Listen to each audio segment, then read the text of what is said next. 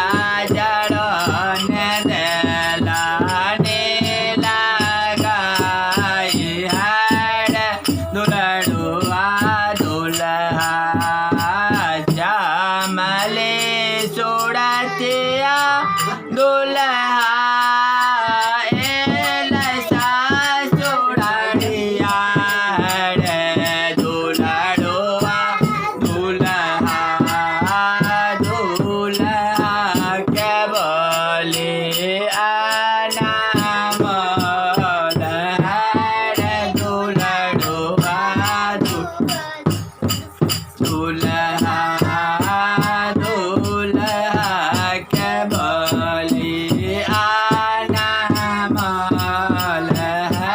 रे दुल्हड़ुआ दुल्हा दुल्हा के बापा जाने बड़ा केड़ा पेने रे दुल्हड़ुआ दुल्हा कूड़ता तो देलानी ओ पालनी रे दुल्हड़ुआ दुल्हा कूड़ता तो देलानी ओ पालनी रे दुल्हड़ुआ दुल्हा माला तो देलानी ओ पालनी रे दुल्हड़ुआ दुल्हा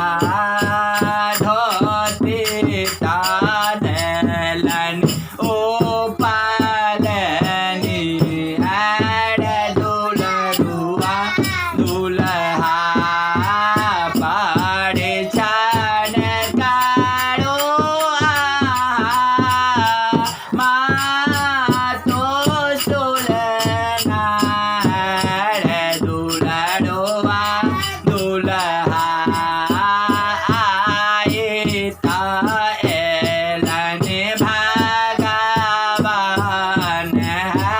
रे दुल्हड़ुआ दुल्हा आजो भेल धन्या मिथिला धाम रे दुल्हड़ुआ दुल्हा आए भेल धन्या मिथिला धाम रे दुल्हड़ुआ दुल्हा